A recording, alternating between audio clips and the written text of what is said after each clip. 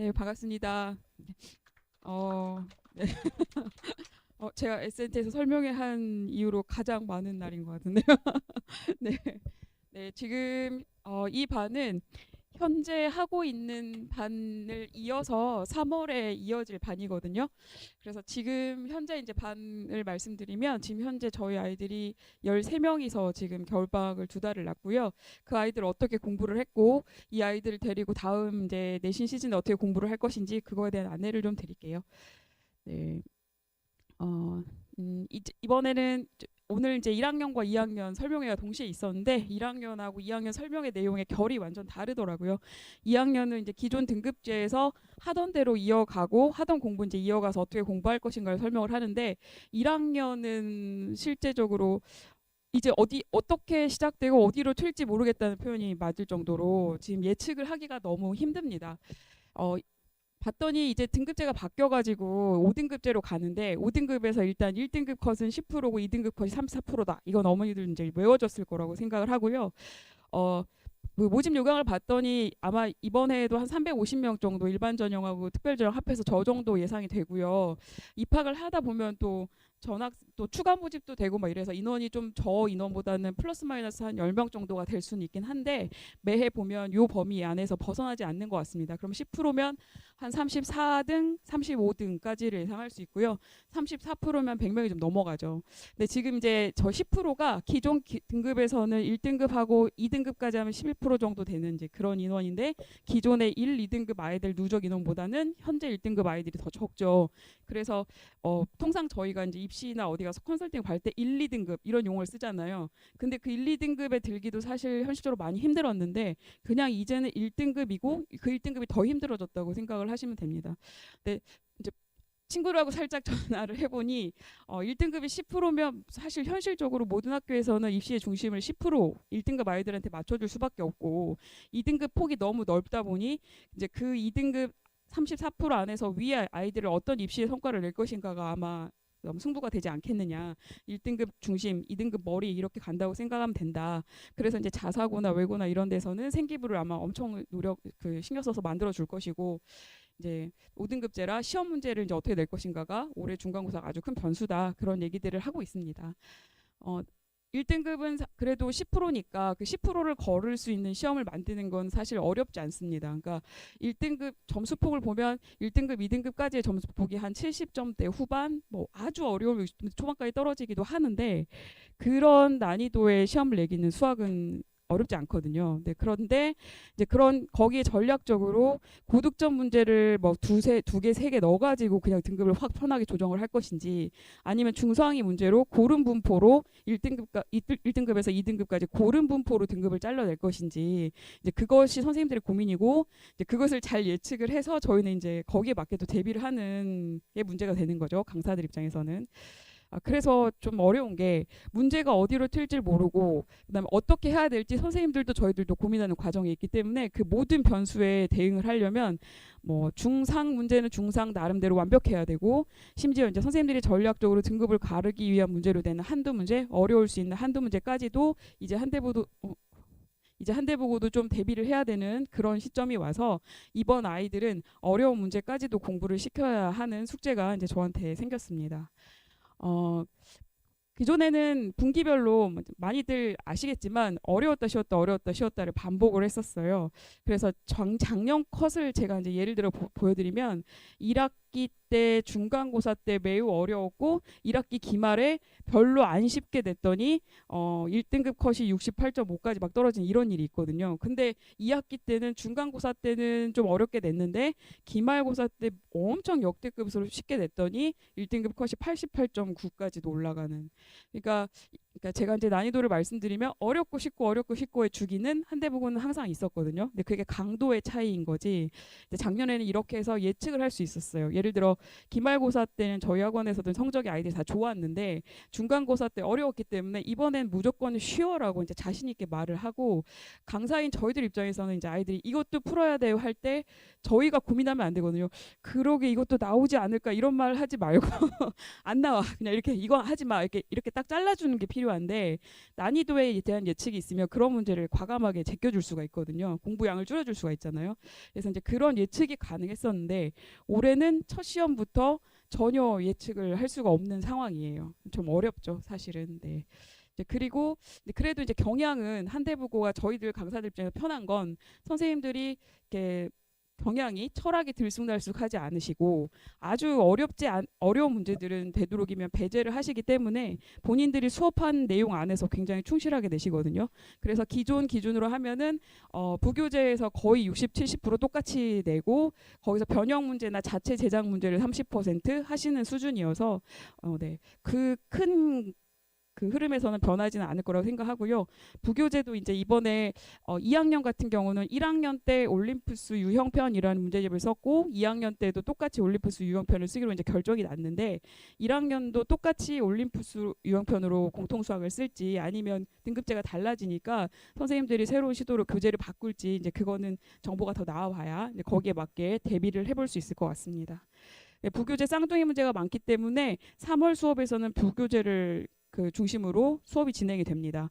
아이들 입장에서는 학원에서도 부교재가 한 턴이 돌고 학교에서도 부교재를 한 턴이 돌고 또 시험 또 반복하면서 부교재를 또 보고, 그래서 최소한 부교재를 3-4번은 봐야 되고, 만약에 이제 1등급이 난 자신이 없다, 나는 2등급까지가 나의 목표다 이런 친구들 같은 경우는 부교재만을 뭐 4번 5번 반복해도 그 등급은 나올 만한 그런 난이도거든요. 그래서 이제 학기 중이 되면 기존에 봤던 문제들 이제 버리고 부교재와 본인이 학원에서 공부하는 그 교재에서 쏟아지는 문제들에 집중을 해야 되는 이제 그런 때가 되는 거죠. 그래서 저희는 일단 메인은 저희도 이제 처음에 시작하면 1회독 할 때는 부교재 문제 중심으로 교재가 편성이 돼요. 부교재가 어떤 구조냐면 이렇게 모든 문제집이 그렇겠지만 유형이 이렇게 한 페이지에 2유형 라인이 있고 거기에 이제 3-4 문제들이 밑에 있잖아요. 그 3-4 문제들 중에 난이도를 보면 하, 뭐 중상, 뭐 하, 중상 이렇게 배치가 되거든요. 근데 저희 이제 하까지 풀 수 있는 시간은 안 되니까 중상 문제는 그 유형에서 반드시 풀리고 그 중상 문제랑 비슷한 유형의 문제를 교재에 더 첨가를 해가지고 1회독 때는 그렇게 이제 수업을 구성을 하고, 그다음에 이제 2-3회독 때는 그거에 가지친 유사 유형이나 예상하는 문제들을 주로 풀게 됩니다. 저희 이제 그 방학 때 보통 기본기를 아마 여기저기서 많이 다져놨을 거라고 생각을 합니다. 저희 아이들도 방학 때는 단원별로 물론 좀 주제별로 차이가 있었지만 제가 중간에 더 우리 아이가 못 따라간다, 이거 너무 어려워하는데 이 수업을 들어야 되느냐 이럴 정도로 강도로 확 주는 그 내용도 있었고요. 또 어떤 또 단원은 이 단원은 이 정도만 해도 되는 단원이기 때문에 좀 여기서는 숨을 돌려가자 이런 단원도 저희도 있었거든요. 그래서 겨울방학 때는 어느 학원이든지 아마 아이들 굉장히 좀 숨막히게 타이트하게 좀 돌려줬을 것 같고, 이제 그런 공부 중에서 챙겨가야 될 문제들, 챙겨가야 될 주제를 중심으로 해서 이제 그 겨울방학 때 다진 문제들을 실력을 베이스로 해서 이제 학기 중에 공부를 해야 되는 거죠. 근데 이제 이건 이제 이번 같은 경우는 학생들의 역할이 아니고 저의 역할이죠. 이제 그 엄청나게 많이 공부했던 양을 이제 카테고리를 잘 잡아서 정돈을 해야 되는데, 그 시험에 나오는 주제를 잘 골라서 그 주제들을 대표하는 또 소주제를 잡고 거기에 이 문제 유형이 나올까 저 문제 유형이 나올까를 굉장히 치열하게 또 연구를 해가지고 그 학생들이 노력하지 않도록 좋은 문제 풀 수 있도록 그렇게 이제 문제도 찾아내고 연구하고 바꾸고 막 이런 교재도 만들고 이제 이런 시기가 저희들한테 온 거죠. 그런 문제들로 아이들이 공부를 하게 되는 거죠. 개념을 제가 보통 개념을 분류를 할 때 기본 개념과 응용 개념이라는 용어를 쓰거든요. 기본 개념은 정의, 뭐 성질, 정말 그 개념이 딱 적용되는 그런 문제들을 기본 개념이라고 하고, 응용 개념은 그냥 예쁜 말인데요. 거의 암기 수준입니다. 그러니까 제가 이제 아이들한테 수업할 때 절대로 시험 볼 때 시험지에서 공부하지 말라는 말 되게 많이 쓰거든요. 그러니까 시험지를 보면서 아 이게 이래서 이런 문제였구나, 거기서 깨닫고 있으면 이미 넌 늦은 거야. 거기서 공부하고 있으면 안 되고 이거는 이거였지, 아 이 문제는 이거였어, 이렇게 탁탁 그냥 기계적으로 반응할 수 있게 시험 보기 전까지 그 연습이 되어 있어야 되는데, 저 응용 개념이라는 게 예를 들면 선생님이 뭐 이 문제에서 이 구절이 나오면 이게 키워드이기 때문에 여기로 바로 가라고 했잖아, 이제 이런 연습들을 훈련을 시켜주는 거죠. 어찌 보면 유형에 대한 암기인데 수학이라는 과목 특성상 개념으로만 문제를 만드는 게 아니라 그 유형적인 공부를 또 다 해서 유형별로 외워야 되기 때문에 사실은 외워야 될 것들이 많아요. 시험 대비를 하다 보면. 그래서 그냥 아예 마음이라도 편하라고 어디 고등학교 수학이 무슨 수학이냐. 우리는 그냥 사회 공부하듯이 공부해야 된다. 사회다. 70% 이상 다 암기다. 개념도 암기해야 되고 유형도 암기해야 되고 뭐 키워드도 암기해야 되고 문제 형식도 암기해야 되고 고등수학은 그런 걸 반드시 해야 된다 하면서 데려가는 거죠. 그런 응용 개념을 어떻게 많이 누가 더 정갈하게 뭐 쇼컷도 제시하면서 응용 개념을 잘 뽑아내느냐가 이제 선생님들의 능력의 차이인 것 같습니다. 그리고 이제 심화 문제를 사실은 그동안에는 과감하게 제가 쳐내고 안 가르쳤는데 이제는 심화 문제도 이제 공부를 해야 되는 또 이번 또래 아이들은 그래서 심화 문제도 계속 반복시킬 생각입니다. 심화 문제라 하면 대부분의 내신 문제 소스가 모의고사 문제인데 모의고사 문제를 한 단원만 한 5개년권만 모아도 어려운 문제를 거의 60, 70 많으면 100개까지도 모을 수 있거든요. 근데 그 3, 4점짜리 문항들을 다 공부하는 거는 너무 무리가 있어요. 그럼 그거를 이제 강사들 입장에서는 거기서 어떤 문제가 나올 것인지 아이들한테 평소 수업 때 쌤이 했던 얘기, 수업 선생님의 경향을 잘 파악을 해서 제가 이제 그것 중에 이건 나올 것 같다라는 걸 뽑고 제시하고 이래야 되는데 한 단원당 그렇게 막 100문제씩을 모든 문제를 다 할 수는 없고요. 상위권 문제들 중에 심화 문제 중에 이건 정말 나올 것 같아. 이런 문제들을 20개, 30개 정도 추려가지고 이게 만약에 나왔을 때 우리는 무조건 다 맞자라는 작전으로 이제 공부를 시킬 생각이고 그런 문제는 이해를 하든 말든 이해를 초월해서 외울 때까지도 반복시키고 이제 좀 이뤄야 되는 그 시험입니다. 이번 1학년 아이들은 2학년 아이들 같은 경우는 경향이 너무 뻔해서 그렇게까지 할 필요는 없지만 1학년은 변수가 너무 많아서 이런 연습까지도 또 시켜줘야 되는 상황입니다. 저희 이제 수토반이 6시, 수요일, 토요일 6시, 10시고요. 클리닉 시간을 수업 앞뒤로 잡았어요. 그래서 클리닉은 수요일 날 수업 전에 1시간 반, 그다음에 사실 수업 뒤에도 있는데 이게 공적인 문서라 제가 싫지 못했고요. 수업이 끝나고 나면 뭐 질문이 더 남아 있거나 좀 뭔가 공부가 마무리 안 된 느낌의 학생들이 있거든요. 질문을 하다가 10시여서 잘리거나 막 이런 경우도 있고 아니면 숙제가 좀 미비해서 더 하다 가야 되는 경우도 있고 이럴 때는 뭐 뒤에 남겨서라도 끝까지 잘 붙잡고 시켜줄 생각이고요. 일요일 6시, 10시는 이 반의 클리닉 시간은 아니지만 다 이렇게 제가 이제 직접 클리닉하는 시간인데 여러 학년이 섞여 있긴 하지만 평균적으로 일요일 날도 참석률이 한 7, 8명은 꼭 오거든요. 7, 8명이니까 질문 다 받아주고 그동안 손에 안 잡혔던 친구들 클리닉 봐주고 하기에 괜찮더라고요. 그래서 이 시간을 잘 활용을 해가지고 아이들 공부를 시켜줄까 생각하고 있습니다. 이 수업은 타이틀을 달고 하는 수업이기 때문에 사실은 학생들이 분포가 굉장히 넓어요. 어떤 아이는 누가 봐도 1등급, 얘는 무조건 1등급 찍겠는데 이런 느낌이 드는 친구도 있고 너무 어려워하고 있구나라는 느낌의 친구들도 있어요. 그래서 레인지가 넓은데 그래도 학교의 타이틀을 달고 하는 수업이기 때문에 수업은 일단 이 학교 부교재를 충분히 뭐 반복할 수 있다는 장점이 있고 또 그 부교재 안에서의 그 변형 문제들을 열심히 풀 수 있다는 장점이 있습니다. 아까도 말씀드렸듯이 기본 개념하고 응용 개념으로 나눠서 이제 학기 중이기 때문에 기본 개념 설명은 좀 부족할 수 있어요. 그러면 이제 그럴 때는 선생님한테 뭐 어떤 걸 더 봐야 되느냐, 어떤 문제집을 더 봐야 되느냐 상담을 받으면 제가 아이의 능력에 맞게 추천을 해주고요. 대부분 응용 개념, 그러니까 문제 유형을 말하는 거죠. 문제 유형별로 이제 그렇게 이론 설명을 하면서 수업이 진행될 예정이고요. 전체적으로 2달 안에 3회 독을 합니다. 3번을 반복한다는 얘기죠. 그리고 수업 구조 안에서 개인별 질의응답 시간을 가져가지고 좀 답답하지 않게 그러니까 모르는데 분위기상 질문 못하고 막 이런 것들도 다 물어보고 갈 수 있게 그렇게 수업의 흐름을 잡고 있습니다. 그래서 수업의 이제 흐름이 4시간 안에서 복습 테스트를 일단 오면은 아이들이 풀게 되거든요. 근데 이 복습 테스트 시간에 대해서 사실은 개인적으로 고민이 좀 많아요.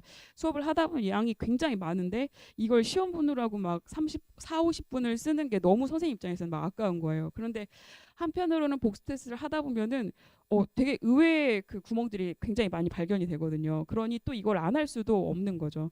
이제 그래서 수업량이 많으면 30분, 40분 안에 풀 수 있게 좀 난이도를 조절하기도 하지만 그래도 실시간으로 한 40분, 45분까지는 또 쓰게 되더라고요. 그리고 이제 복습 끝나면 전 시간에 과제 검사했을 때 아이들 공통 오답 문제가 한 5개, 6개 정도 쏟아지며 그거를 풀고요. 그다음에 이제 강의가 진행이 되고 한 8시 반, 9시 사이에 수업을 마치고요. 나머지 뒤에 1시간은 개별 질문 시간, 개인적 풀이 시간을 갖는 구조로 수업을 잡고 있습니다. 그리고 과제는 지금 이제 매 회마다 과제장이 나가요. 그래서 한 권당 문제에서 60문항을 잡고 있는데 연산이 많은 단어는 60문항까지 가고요. 대부분 40문항이 저의 최선입니다. 40문항이 저의 최선인 이유는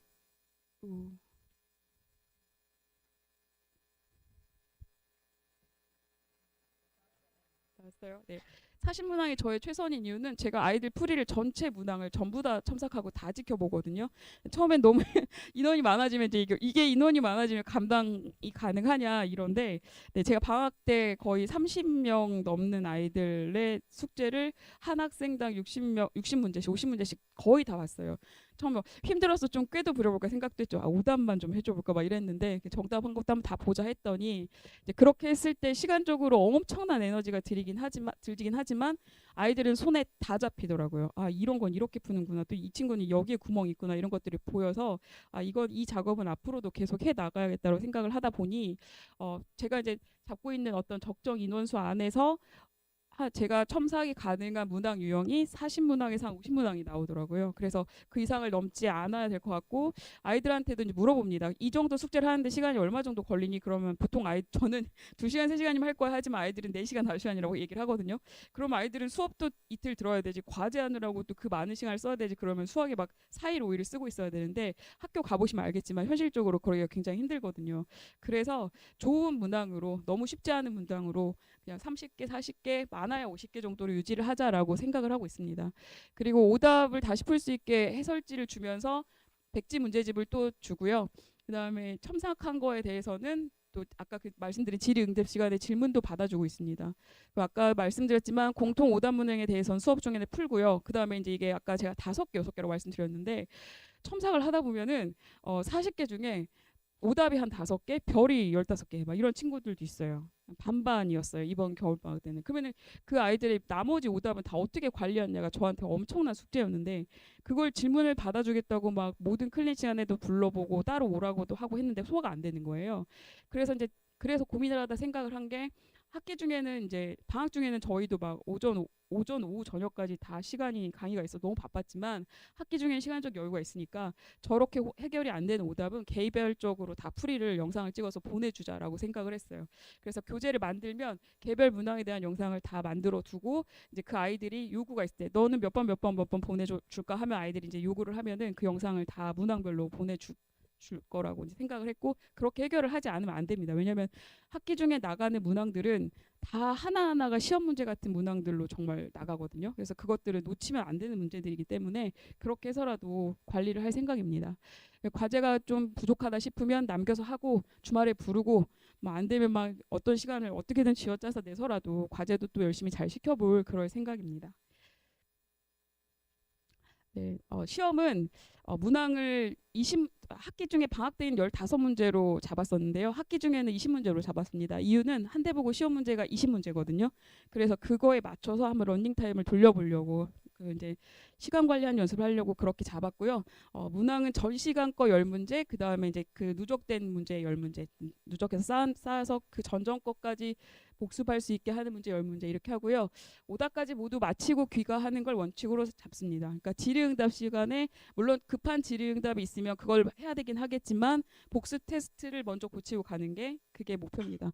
복습 테스트도 제가 자신하는 거는 복습 테스트만 다 모아서 시험 문제랑 비교해 봐도 싱크로율이 적중률이 6, 70 나올 걸 제가 이렇게 말할 정도로 복습 테스트도 신경을 쓰기 때문에 오답 관리 다 해서 보낼 생각이고요.